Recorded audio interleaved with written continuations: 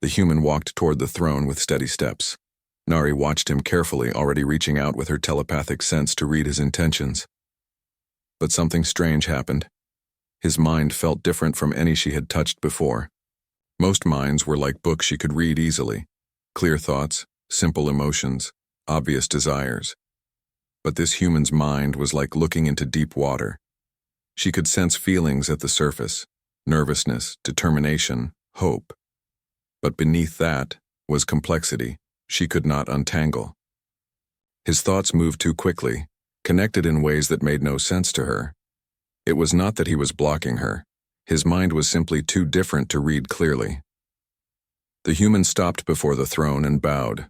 Not too deep, not too shallow. Just right. "Your Majesty, Your Highness," he said. "My name is Minho. I come from Earth to present myself as a suitor for Princess Nari." One of the rejected suitors laughed loudly. Others joined in. Nari saw Minho's jaw tighten slightly, but he did not look at them. He kept his eyes on the Emperor and her. "And what does Earth offer?" Emperor Donghae asked.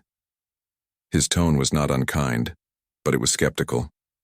"You have no fleet, no territory beyond your single world, no advanced technology. My daughter has already rejected nobles with far more resources." "That is true, Your Majesty," Minho said calmly.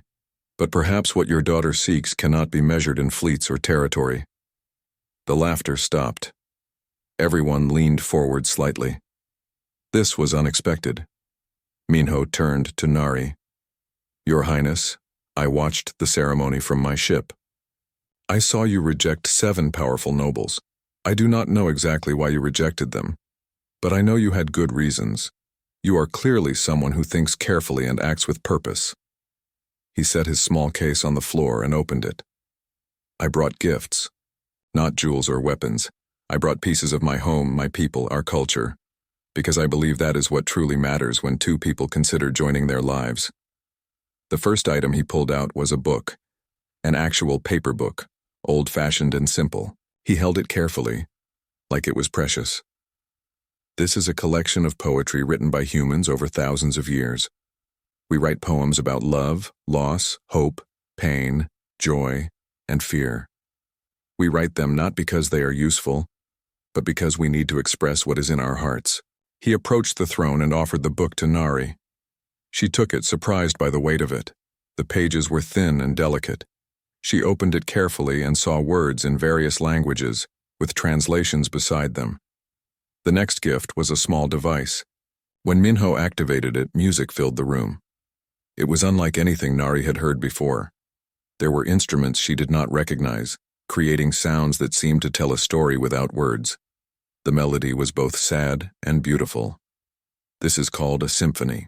It was written 300 years ago by a human composer who was going deaf. He could barely hear it when he finished it, but he wrote it anyway. Because music is not just about sound, it is about feeling. The third gift was a painting. Minho unrolled it carefully. It showed a simple scene, a woman standing by a window looking out at the rain. The colors were soft and gentle. "Art," Minho said simply. "We create it not to solve problems or win wars. We create it because we see beauty and want to share it with others." The final gift was a small tree in a pot. It was old, twisted into an elegant shape. Its leaves were bright green. "This bonsai tree is 50 years old. It was cared for by a master gardener who shaped it carefully, patiently. It teaches us that beautiful things take time. They cannot be rushed or forced." The throne room was completely silent now. Even the mocking nobles had nothing to say. These gifts were so different from the displays of wealth and power the others had brought. Nari looked at Minho. "Why did you come here? What does Earth want from this alliance?"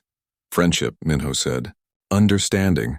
A connection between our peoples that is based on mutual respect, not on who has more power." "That is a weak foundation for an alliance," High Counselor Suman said sharply. "What happens when your friendship is tested? When real difficulties arise?" Minho turned to her. "With respect, Counselor, every alliance in this galaxy is based on fear or greed or mutual advantage. And yet conflicts still happen. Wars still break out. Perhaps it is time to try something different. Bold words from someone representing such a small world. One of the rejected suitors sneered. What could humanity possibly teach the galaxy? Maybe nothing, Minho admitted. But maybe something you have forgotten. Humans are not the strongest or the smartest or the most advanced, but we remember what it means to struggle, to fail, to get back up and try again. We know what it means to hope when things look hopeless. We understand that connection between people matters more than any amount of technology or power. Nari felt something shift inside her. This human spoke truths that the others had avoided. He was honest about weakness instead of pretending to be invincible. He valued things that could not be measured or calculated. She stood. I would like to speak with Minho privately. Absolutely not, her father said immediately. The other suitors were not granted private audiences. I did not need private audiences with them, father. I knew everything I needed to know in moments. She looked at him steadily. This is different. Emperor Donghae studied his daughter for a long moment. Then he sighed. He had seen that determined look before. When Nari made up her mind about something, she did not change it easily. 1 hour. In the garden, with guards present, he pointed at Minho. And you, human, remember that I can have you removed from this system at any time. I understand, Your Majesty. Thank you for your generosity. Nari led Minho to the palace gardens. They were beautiful at this time of day, with the twin suns casting golden light through the trees. Guards followed at a respectful distance, close enough to watch but far enough not to overhear. Nari walked slowly, thinking about what to say. Finally she spoke. I can sense emotions and thoughts in others. It is a gift my family has. But with you, I can only sense the surface. Your mind is different from any I have encountered. Is that why you agreed to see me? Because you are curious about humans? Partly, she admitted, but also because what you said in there was unexpected. The other suitors all promised things. Power, protection, wealth. You promised friendship, as if that were enough. Maybe it is, Minho said quietly. Maybe it is more than enough. Your Highness, can I ask you something? Why did you reject the others? Nari stopped walking. Should she tell him? He was still essentially a stranger, but something about his directness made her want to be equally honest. Because I could feel what they really wanted. Not partnership, not love. Just my title, my father's throne, my empire's resources. They saw me as a tool to be used. And I realized that if I married any of them, I would spend my entire life with someone who did not see me as a person. Minho nodded slowly. He looked sad. That must be a terrible burden. To know what others truly think of you. It is, she said softly. But with you, I cannot know for certain. Your mind is too complex for me to read clearly, so I am forced to trust your words and actions instead. It is strange, almost frightening. Then let me be clear, Minho said. I am here because my government believes that Earth and Viridian could learn from each other. But I am here in this garden talking to you because I wanted to meet the princess who had the courage to reject 7 powerful nobles in one day. That takes incredible strength. Nari felt her face grow warm. No one had ever said something like that to her before. She turned away, looking at a fountain in the center of the garden. I am not strong, she said. I am just tired of pretending that my future does not matter, that I should accept being unhappy for the good of the empire. Those are not opposite things, Minho said. You can serve your empire and still deserve happiness. Anyone who tells you otherwise is wrong. They talked until the hour was up, about Earth and Viridian, about culture and history, about small things and large ideas. When the guards finally came to escort them back, Nari realized she had been smiling. Really smiling. For the first time in a very long while. Over the next 2 weeks, Nari saw Minho every day.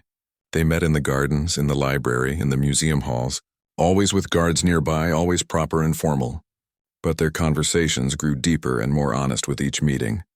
The rejected suitors had not left the planet. They watched and waited, growing more bitter each day. Lord Jiho, the military commander, was the worst of them. He gathered the others together in private meetings.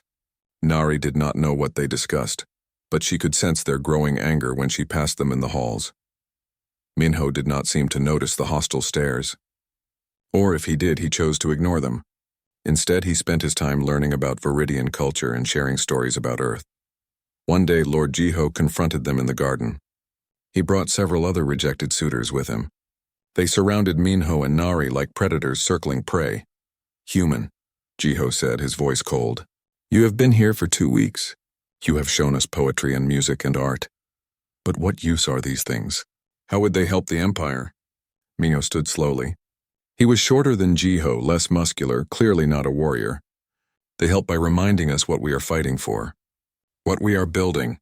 A civilization is more than its weapons and wealth. It is also its culture, its beauty, its soul." "Pretty words," Jiho sneered. "But words do not solve real problems. Let me propose something. There is an issue in the lower city districts.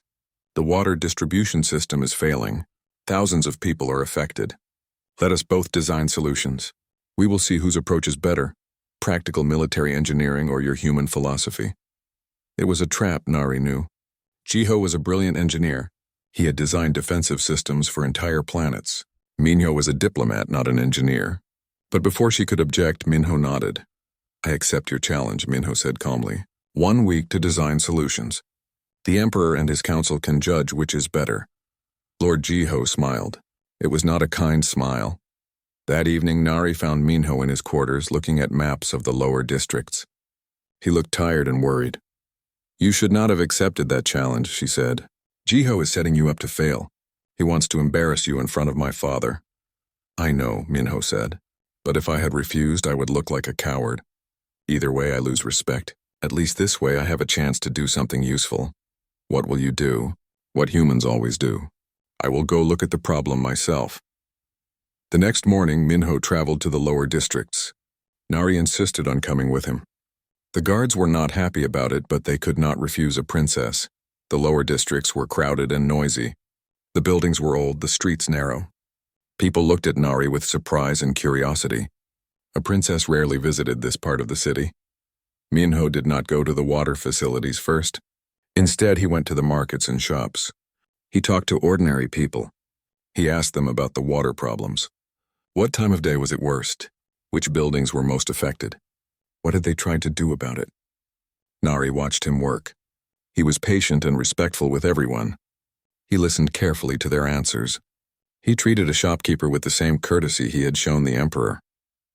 She realized this was how humans approached problems, not from above, looking at data and systems, but from within, understanding the actual people affected. They spent 3 days in the lower districts. Minho filled notebooks with observations. He drew sketches and diagrams. He asked Nari to use her telepathy to sense if people were being completely honest about the problems or holding back out of fear. On the 4th day, Minho started designing his solution. But it was not what Nari expected. It was not a grand technological fix.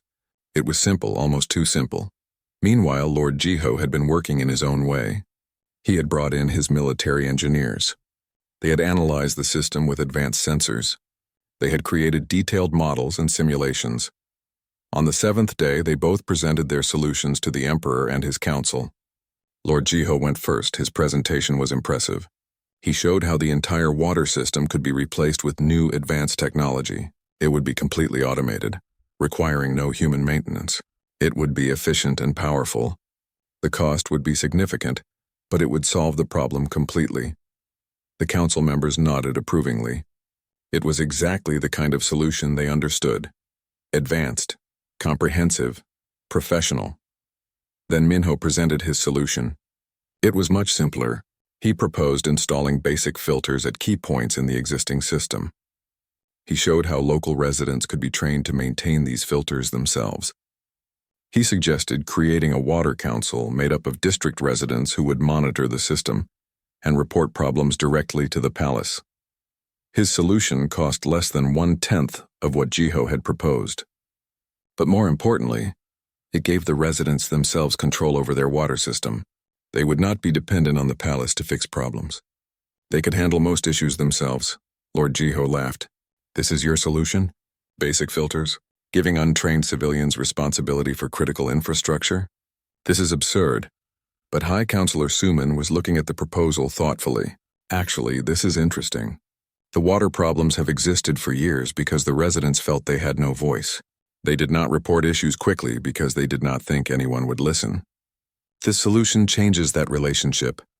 Emperor Donghae leaned forward. Minho, explain something to me. Why not simply fix the system with better technology? Why involve the residents? Because problems are not just technical, Your Majesty. They are also social. The water system fails partly because of old pipes and equipment. But it also fails because the people using it feel powerless and disconnected from those who are supposed to help them. My solution addresses both the technical and the social aspects. He paused, then continued. On Earth, we learn something through many painful failures. The best solutions are the ones that make people feel ownership and pride. When people help create the solution, they protect it and improve it. When solutions are simply imposed from above, people resent them and sometimes sabotage them without meaning to. The council chamber was quiet. What Minho said challenged everything they believed about governance. But it also made a strange kind of sense. Emperor Donghae made his decision. We will implement both solutions. Jiho, you will upgrade the main facilities with your advanced technology. Minho, you will work with the district residents on your filter system and water council. In 6 months, we will see which approach works better. It was a clever compromise. Both men could claim partial victory. But Nari knew her father well enough to understand the real message. He was giving Minho a real chance to prove his ideas. That evening, Nari met Minho in the garden again. The stars were bright above them. You surprised them today, she said. You surprised me too. I did not think anyone could challenge Jiho and survive. I did not try to challenge him, Minho said. I just tried to solve the actual problem. Sometimes the best way to win is not to fight on their terms at all. You create new terms instead. Nari smiled. This was what made humans different, she was beginning to understand. They did not try to be the strongest or the smartest. They tried to be the most creative, the most adaptable. They found ways around problems that others tried to force their way through. Minho, she said carefully, what would happen if I chose you? If I said yes to your courtship? He looked at her seriously. Honestly, I do not know. Earth would gain a powerful ally. But we would also make powerful enemies among the nobles you rejected. Your father would face political pressure. You would be criticized for choosing weakness over strength. It would be difficult for both of us. And yet you are still here. Because I think you deserve to choose your own future. And because I believe that difficulty does not mean something is wrong. Sometimes the hard path is the right one. Nari felt something warm spreading through her chest. It was a feeling she had almost forgotten. Hope. Princess Nari stood at the tall window of her room, looking out at the city below. The lights of Ether Prime sparkled like stars spread across the ground. Tomorrow would change everything. Tomorrow she would meet the 7 suitors her father had chosen for her. She touched her forehead, feeling the slight warmth there. It was the sign of her gift, the telepathy that ran in her family's blood. With this power she could sense the feelings of others, hear their surface thoughts like whispers in her mind. Most people thought it was a blessing. Nari knew better. Sometimes knowing what others truly thought was a curse. The door opened behind her. High Counselor Suman entered, carrying a datapad. The older woman's face was serious, as always. Your Highness, the preparations are complete. The suitors will arrive at dawn, Suman said. She held out the pad. These are their profiles. 7 of the most powerful nobles in the galaxy. Nari took the pad but did not look at it. Tell me, Suman, did my father marry my mother because he loved her? Suman paused. The Emperor married for the good of the Empire, as you must. That is not an answer, Nari said quietly. Suman left without another word. Nari finally looked at the datapad. 7 faces stared back at her. 7 strangers who wanted to claim her hand, her title, her future. The next morning, the Grand Palace filled with people. Nobles from across the Empire came to witness the ceremony. The throne room was decorated with flowers from 100 worlds. Musicians played soft melodies. Everything was perfect. Everything was planned. Emperor Donghae sat on his throne looking every bit the powerful ruler he was. Nari stood beside him, wearing the formal robes of her station. They felt heavy on her shoulders. "Let the first suitor approach," the Emperor announced. The first suitor was tall, with skin that shimmered like gold. He represented a wealthy merchant empire. He bowed low and spoke beautiful words about honor and partnership.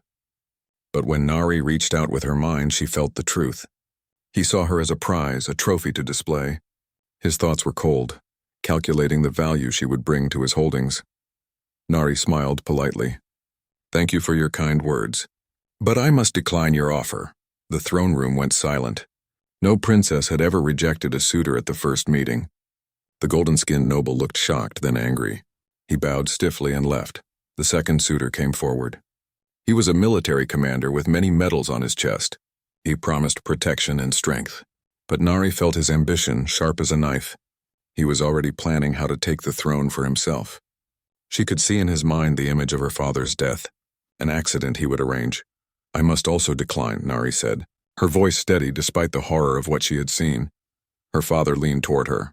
"Nari, what are you doing?" He whispered urgently. "My duty, father." "Protecting our empire," she whispered back. One by one, the suitors came. One saw her people as primitive and inferior. Another wanted only access to the empire's technology. A fifth cared only about adding her territory to his collection. The sixth was kind but weak, already controlled by advisors who would be the real rulers. The seventh was honest in his greed at least, but greed nonetheless. Nari rejected them all. The throne room erupted in chaos. Nobles shouted in confusion. The rejected suitors demanded explanations. Emperor Donghe stood, his face dark with anger. "Daughter, you go too far," he said, his voice carrying across the hall. "These alliances took years to arrange. You cannot simply—" A chime interrupted him. It was the signal that a ship had entered orbit and requested permission to land. The communications officer looked confused. "Your Majesty, we have an unscheduled arrival." "A single ship." "They are broadcasting a message." The officer paused, listening to his earpiece. They say one more suitor wishes to present himself to Princess Nari." The Emperor frowned. "What house does he represent?" "No house, Your Majesty." "The ship's origin is listed as Earth. It appears to be a human vessel." Murmurs spread through the crowd. Earth was barely known in the wider galaxy. Humans had only made contact 3 years ago. They had no empire, no advanced weapons, no real power. Several of the rejected suitors laughed openly at the idea. "A human?" One of them scoffed. "This is an insult. They have nothing to offer." But Nari felt something strange, a small flutter of curiosity, maybe even hope. "Father," she said clearly, "by the laws of our empire, any noble may present themselves as a suitor. Are humans not part of the galactic community?" Emperor Donghe sighed. "They are, technically." He looked tired suddenly, older than his years. "Very well. Grant them permission to land, though I cannot imagine what a human thinks he can offer that would interest my daughter, given she has rejected everyone else." The rejected suitors stayed, too curious now to leave. They wanted to see this human make a fool of himself. They wanted to watch Nari reject him too, so they would not feel so insulted. Nari returned to her chambers to change out of her formal robes. She felt exhausted, drained from using her telepathy so much. Reading 7 different minds, feeling their greed and ambition, had left her feeling dirty somehow. She looked at herself in the mirror. Was she being selfish? Her father thought so. The council certainly thought so. Maybe they were right. Maybe duty meant accepting a loveless political marriage just as her mother had. But she could not forget what she had sensed in those suitors' minds. The coldness, the calculation, the complete lack of any real feeling for her as a person. She was just a means to an end for all of them. A knock on her door pulled her from her thoughts. It was time to meet the human. Nari took a deep breath and walked back to the throne room. She had no expectations. Humans were weak by galactic standards. They would probably be just as disappointing as the others. But as she entered the throne room and saw the man standing at its center, something made her pause. He was not particularly tall or imposing. He wore a simple suit, not the elaborate robes of the other suitors. He carried only a small case, and when he looked at her, his eyes held something she had not seen in any of the others. Respect. Not for her title or her power, but for her. As if he saw a person, not a princess. For the first time that day, Princess Nari felt genuinely curious about what someone might say to her. The rejected suitors met in secret. They gathered in Lord Jiho's quarters, away from the palace guards and listening devices. 7 angry nobles, all united by a common purpose. They wanted revenge on the human who had embarrassed them. "This is unacceptable," one of them hissed. "A human. She chooses a primitive over us." "The Emperor has not approved the match yet," Jiho said. His voice was calm, but his eyes were hard. "There is still time to show everyone the truth. Humans are weak. They are cowards. They cannot protect the Empire." "What do you propose?" another asked. Jiho spread out plans on the table. They showed the palace power systems. "We create a crisis. Nothing too dangerous, just enough to cause panic. Then we watch how the human reacts. He will either run away or freeze up. Either way, everyone will see that humans cannot be trusted in difficult situations." The others looked at the plans. It was risky. If they were caught, the Emperor would punish them severely. But their anger and pride made them reckless. "When?" one of them asked. 3 days from now, during the diplomatic reception. "Everyone will be there, including the human." Maximum witnesses, they agreed. None of them noticed the small maintenance droid in the corner, its sensors recording everything. Hana was a security specialist for the Empire. Her job was to monitor threats to the royal family. She reviewed recordings from all over the palace, looking for anything suspicious. When she saw the recording from the maintenance droid, her blood went cold. She should report it immediately. But she hesitated. These were powerful nobles. If she accused them without absolute proof, it could cause a major diplomatic incident. Their governments might see it as an insult. Wars had started over less. But if she did nothing and people got hurt, she would never forgive herself. Hana sat in her office for a long time, weighing her options. Finally, she made a decision. She would watch. If the sabotage began, she would stop it before anyone was seriously harmed. And she would gather evidence that could not be denied. The night of the diplomatic reception arrived. The palace ballroom was filled with nobles, diplomats, and officials from across the empire. Crystal chandeliers hung from the ceiling. Music played softly. Servants moved through the crowd with trays of food and drink. Nari wore a formal gown, elegant and uncomfortable. She stood beside her father, greeting guests. Minho was there too, dressed in his simple earth suit. Some guests looked at him with curiosity, others with barely hidden contempt. Lord Jiho and the other rejected suitors were also present, pretending to be gracious losers. But Nari could sense their tension, their anticipation. Something was wrong. She tried to reach out with her telepathy to understand what they were planning, but there were too many minds in the room, too much noise. Then the lights went out. For a moment, there was complete darkness and silence. Then people started shouting. The emergency lights should have activated, but they did not. Someone screamed. The sound of breaking glass filled the air. Nari felt someone grab her arm in the darkness. She almost struck out in fear, but then she recognized the touch. "Your Highness, stay close to me," Minho said. His voice was calm, steady. "Everyone, please stay where you are. Do not move in the darkness. You might hurt yourself." His voice carried across the room. Some people listened, but others panicked and rushed toward the doors. More screams, more breaking glass. In the chaos, automated security doors began to close, triggered by the power failure. Several people were trapped in locked sections of the palace. Emergency lights finally flickered on, dim and red. Nari could see Minho now. He was already moving, not toward the exit, but toward the center of the chaos. "What are you doing?" she called after him. "People are trapped. We need to help them." He did not wait for permission or orders. He just acted. Nari watched in amazement as Minho began organizing people. He asked for volunteers. He found guards and servants and asked them what they knew about the palace systems. He collected tools, anything that could be used to manually open doors or bypass locks. Within minutes, he had teams working on different problems. Some people were calming the panicked guests. Others were checking for injuries. Still others were trying to open the locked doors.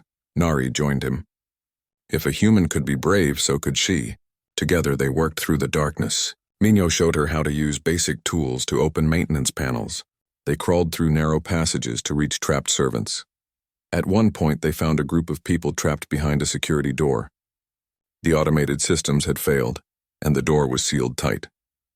Minho examined the mechanism carefully. There should be a manual release, he said, running his hands along the doorframe. Every security system has one.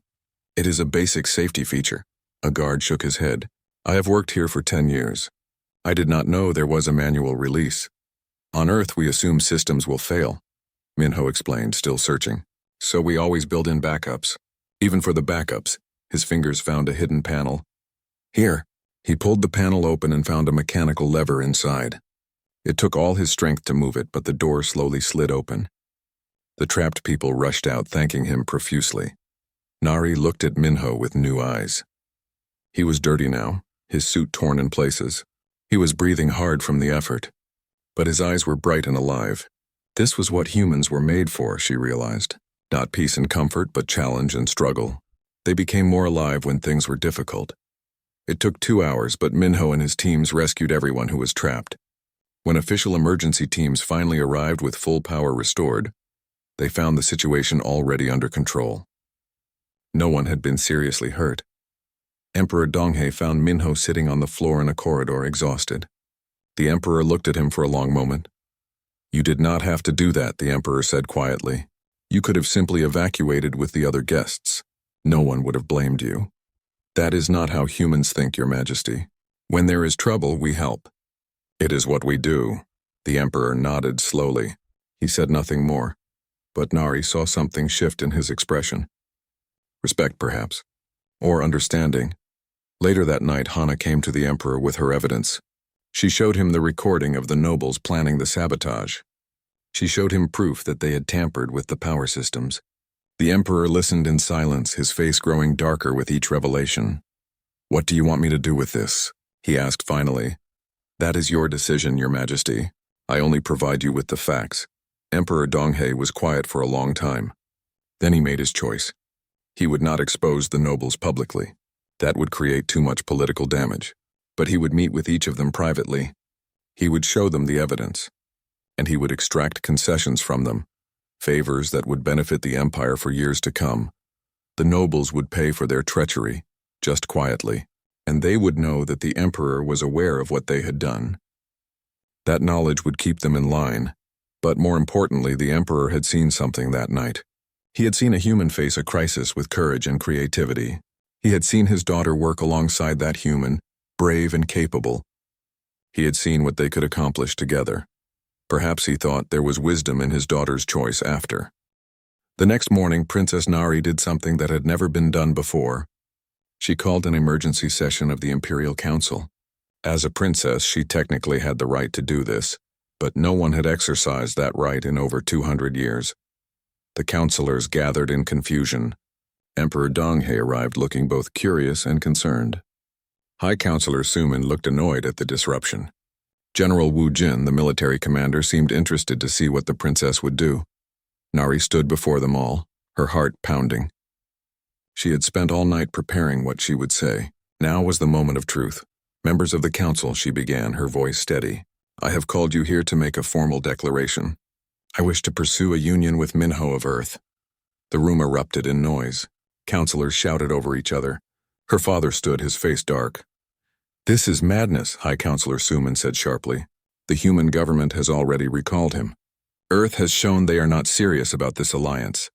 Earth recalled him because of political pressure from the nobles I rejected, Nari said clearly, because powerful people were angry that I did not choose them. That is not Earth showing weakness. That is Earth being threatened. And you think marrying a human will solve this? Another counselor demanded. It will only make things worse. The noble houses will be even more angry. Then let them be angry, Nari said. For centuries, this empire has based its alliances on fear and power. We marry for military strength. We trade based on who has the most resources. We compete and threaten and calculate. And has it brought us peace? Has it brought us stability? The counselors fell silent. They could not deny the truth of her words. The galaxy was always on the edge of conflict. Humans offer something different, Nari continued. Not because they are powerful, but because they are not. They have learned to survive through cooperation, creativity, and genuine connection. They solve problems by understanding people, not just systems. They build relationships based on trust, not just mutual advantage. Pretty words, Asuman said.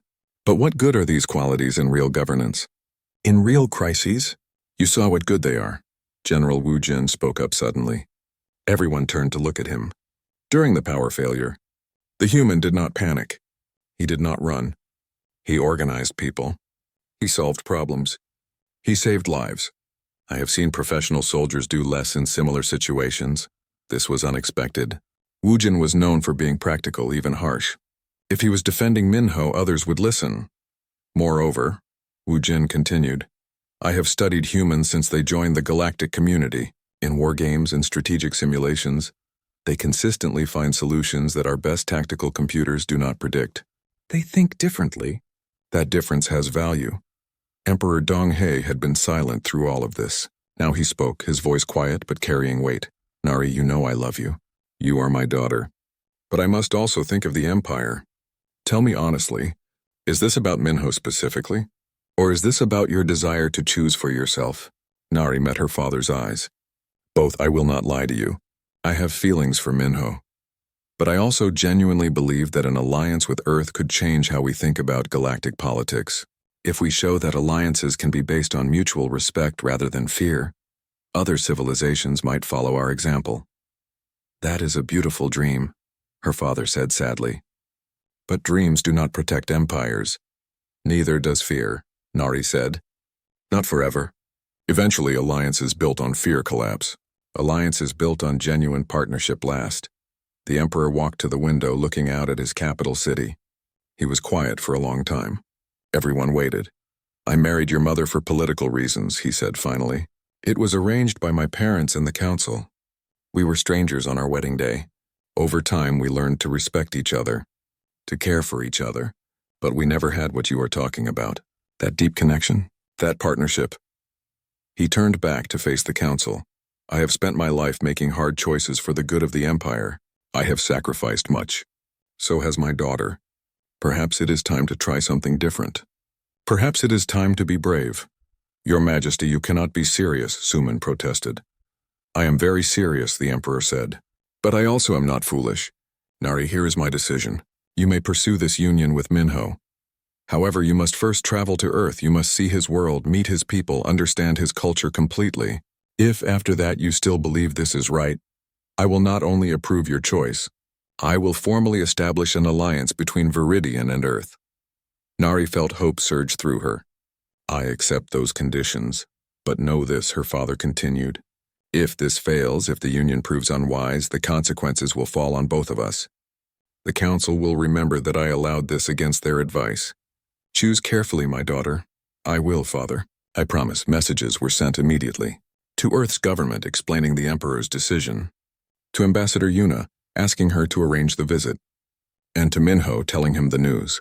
Nari found Minho in the gardens that evening. He had received the message. When he saw her, he stood quickly. Is it true? He asked. Your father is really allowing this? Yes, but I must visit Earth first. I must see your world with my own eyes. Minho let out a breath. Relief, joy, and nervousness all crossed his face. That is fair. That is very fair. But Nari, you should know. Earth is not like Viridian. We do not have palaces everywhere. We still have poverty, conflict, problems. We are not perfect. I do not need perfect, Nari said. I need real. I need genuine. Can you show me that? Yes, Minho said. I can show you that. They stood together in the fading light, looking up at the stars. Somewhere up there was Earth.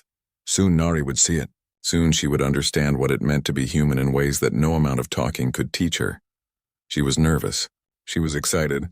She was terrified. But most of all, she was hopeful. For the first time in her life, she was making a choice that was truly hers. And whatever happened next, she would face it with courage. The human kind of courage. The courage to hope even when the outcome was uncertain. The guards reported later that the princess and the human talked in the garden until late into the night. What they discussed, no one knew, but those who saw them said they looked happy. Genuinely, impossibly happy. And in a galaxy built on calculated alliances and careful political marriages, that simple happiness was perhaps the most revolutionary thing of all. 6 months later, Princess Nari stood on Earth for the first time. The landing shuttle touched down in a city called Seoul, and when the doors opened, she felt the strangest sensation. The air was different here. Thinner, cooler, full of unfamiliar smells. The gravity was slightly lighter than Viridian, But what struck her most was the energy of the place. People rushed past on busy streets. Vehicles moved in organized chaos. Buildings stretched high into the sky. But between them were small parks with trees and flowers. Everywhere she looked, there was movement, color, life. Earth was alive in a way that Viridian's carefully planned cities were not. Minho had returned home weeks earlier to prepare for her visit. Now he stood beside her, smiling at her amazement. "Welcome to Earth," he said. "Welcome to my home." Over the next months, Minho showed Nari his world. They visited great cities and tiny villages. They attended concerts where humans played instruments with their hands, creating music that made her heart ache with beauty. They visited museums full of art created across thousands of years. They walked through markets where people shouted and haggled and laughed. She met historians, artists, scientists, farmers, teachers, children. Each one showed her a different piece of what it meant to be human. And slowly she began to understand. One day Minho took her to meet Dr. Jisoo, a historian who specialized in human cultural development. They sat in her small office surrounded by books. Real paper books, thousands of them. "Tell me," Dr. Jisoo said to Nari, "what has surprised you most about Earth?" Nari thought carefully. The contradictions. Humans are kind and cruel, logical and emotional, cooperative and competitive. Most advanced species choose one path and optimize for it, but humans seem to embrace all paths at once. "I do not understand how your civilization functions with so much internal conflict." Dr. Jisoo smiled. "That is the secret of humanity, I think. We are generalists. We maintain the full range of capabilities and emotions, even the contradictory ones. This makes us less efficient in specific areas, but it makes us incredibly adaptable. When circumstances change, we can change with them because we have not lost any of our tools." She pulled out a book and showed Nari a picture of an ancient tool. "This is a Swiss Army knife. It has many different tools built into one device. A knife, a screwdriver, scissors, others. It is not as good as dedicated tools for each task, but it can do many things adequately. That is humanity. We are the Swiss Army knife of intelligent species." Nari laughed.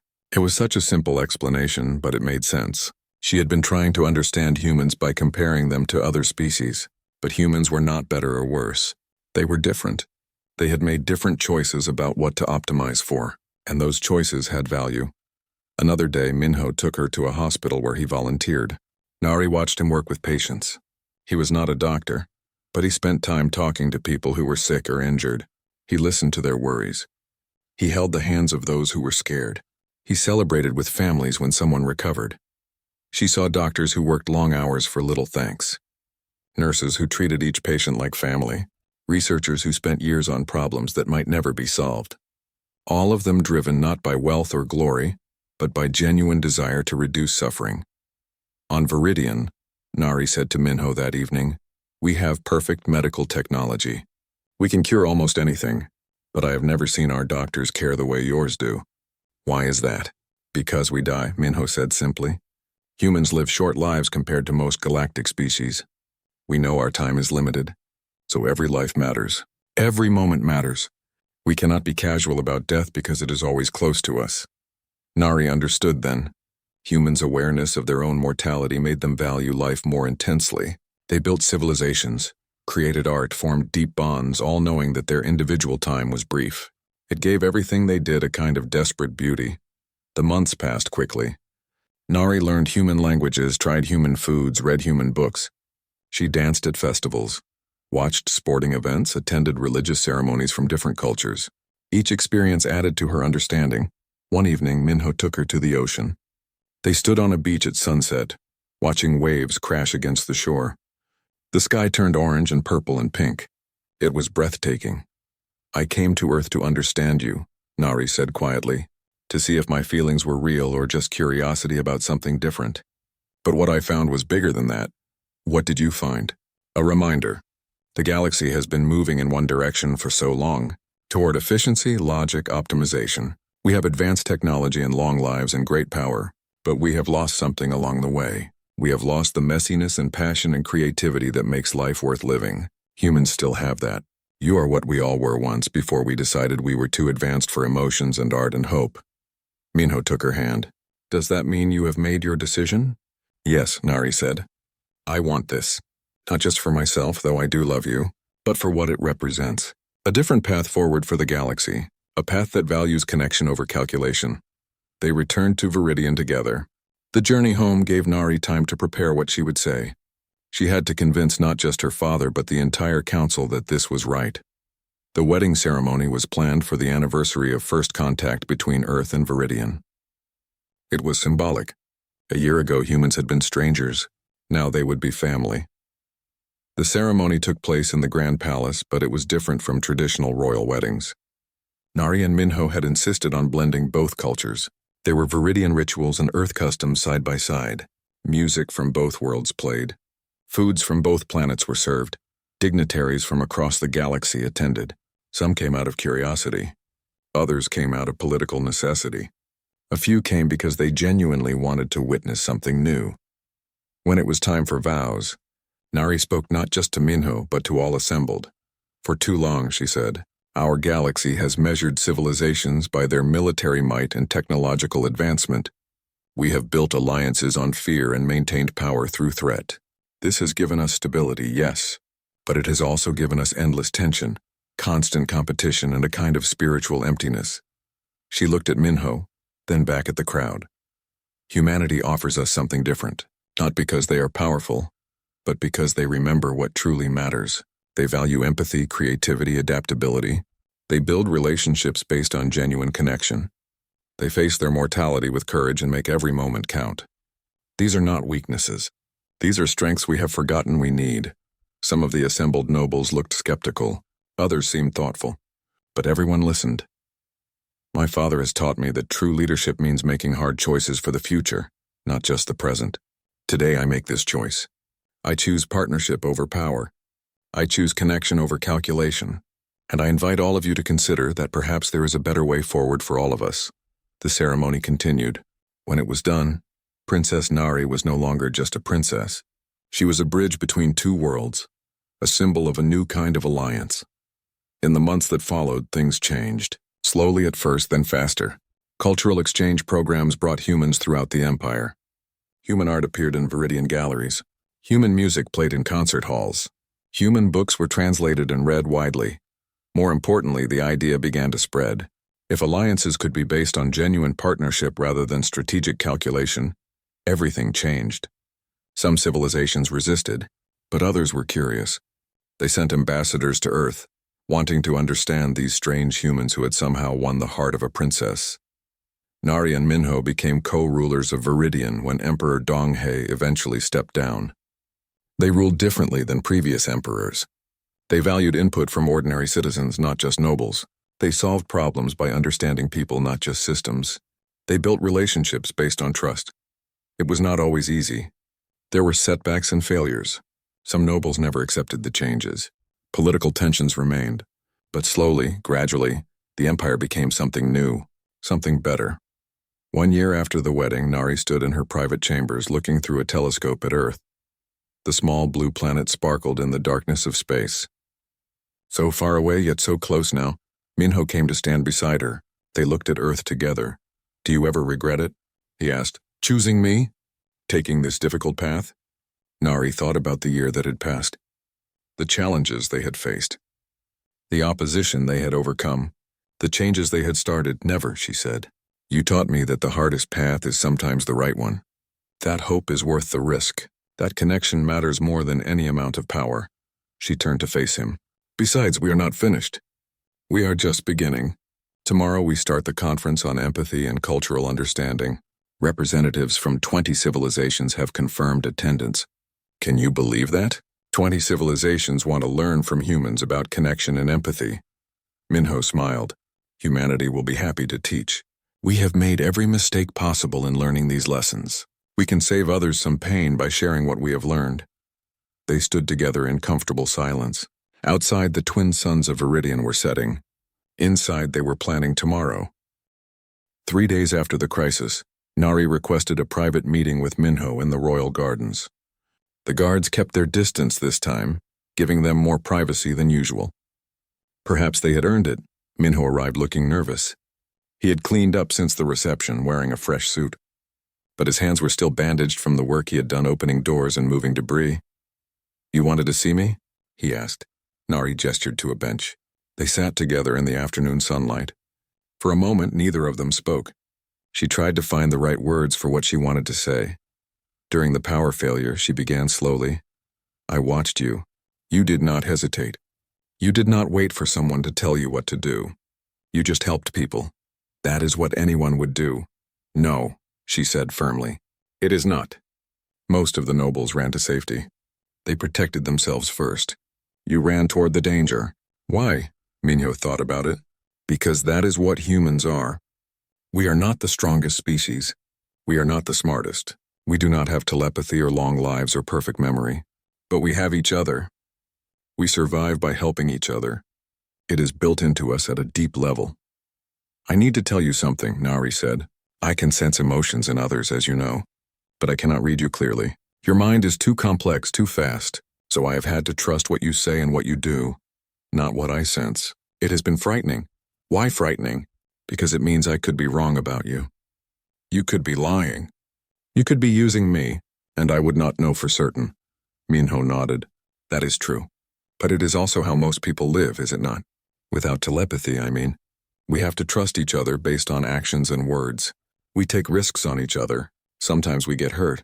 But sometimes we find something real. And which is this? Nari asked quietly. Real or a risk? Both, Minho said. It is always both. Nari felt her heart beating faster. This was the moment. She had to be honest, completely honest, I am afraid, she admitted. Everyone expects me to choose duty over happiness. To marry for politics, not for myself. If I choose you, I am being selfish. I am putting my own desires above the good of the empire. Can I tell you something humans believe? Minho said. We believe that a leader who has never been happy cannot understand how to make others happy. A leader who has only done duty without joy will rule with rigid duty and no mercy. Your happiness does not make you selfish. It makes you human. Well, you know what I mean. Nari smiled despite her worries. I do know what you mean. They sat quietly for a while, watching birds fly between the trees. Then Minho spoke again, his voice soft. On Earth, we have stories. Ancient stories about people who chose love over duty, who chose personal happiness over what others expected. Some of those stories ended badly, but many of them ended with something better than anyone had imagined. Because when people follow their hearts, they create new possibilities that careful planning would never find. What if I follow my heart and it leads to disaster? Nari asked. What if you do not and spend your whole life wondering what might have been? Before Nari could respond, a servant rushed into the garden. He looked upset. Your Highness, Ambassador Yuna from Earth has arrived. She requests an immediate meeting with Minho. Nari and Minho exchanged worried looks. Yuna was Minho's superior. She would not come all this way unless something serious had happened. They found Yuna in a private meeting room. She looked tired from her journey. When she saw Minho, her expression was a mix of concern and regret. Minho, I am here to bring you home, she said without preamble. Earth has decided to recall you immediately. Why? Minho asked, his voice tight. Because this has become too complicated. The rejected nobles and their governments are putting pressure on other galactic powers. They are threatening to isolate Earth politically if we continue to pursue this alliance. Our government has decided the risk is too great, so they are abandoning me. They are protecting Earth, Yuna corrected gently. We are still a young species in galactic terms.